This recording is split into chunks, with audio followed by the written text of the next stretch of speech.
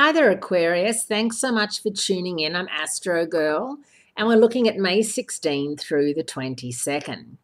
The week starts off with the Sun in Taurus and the Moon in Virgo, two earthly, very set in their ways signs. But of course, Aquarius, you are a fixed sign yourself.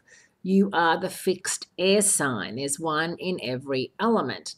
And when I say fixed, I mean that you are usually very stubborn and you like things to go a certain way, which is your way. You're also can be quite conservative, which is weird to say to someone born under the sign of Aquarius. But in your own way, you have an idea and it could be outdated or completely off track, but you'd rather stick to it than modernize and go with the flow because your thing, of course, is dancing to the beat of a different drum or your own drum, which is wonderful because we welcome all the 12 star signs and everything that everybody has to offer, which, of course, in your case is wisdom. A lot of people say to me that Aquarius, they're water signs because there's an angel with an urn and look pouring out what it looks like water as your symbol.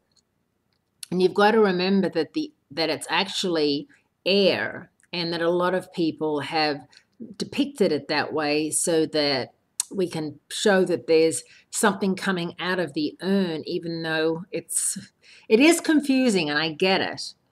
And it doesn't sound like an air sign. It sounds like something, like a creature from the deep or something like that. Well, it's not. You are an air sign, which means that you think first before anything else. Water signs feel, fire signs react, earth signs think about it. So you are very intuitive.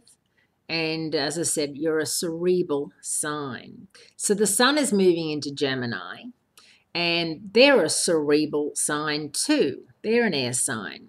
So the Sun is moving into your 5th house of romance, creativity, and self-fulfillment.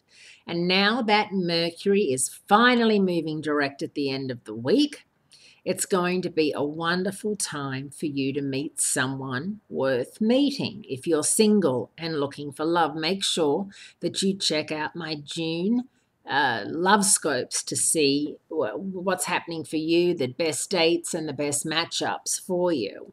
But I can tell you that with the full moon in Sagittarius, your 11th house of hopes, dreams, and wishes, those of you who have come out of a relationship or who have been single for some time, you have your wish list, pros and cons list, well and truly drawn up, whether it's in your mind or actually in your diary or on a piece of paper somewhere. It's always a good idea, I think, sometimes to write it down, pros and cons. I say that to my clients a lot.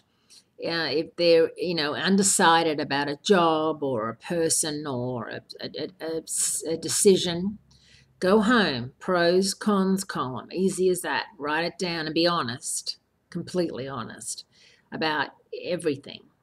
As in, okay, we never have sex, me and my partner, maybe once a month, but if I go single, I might not have sex at all.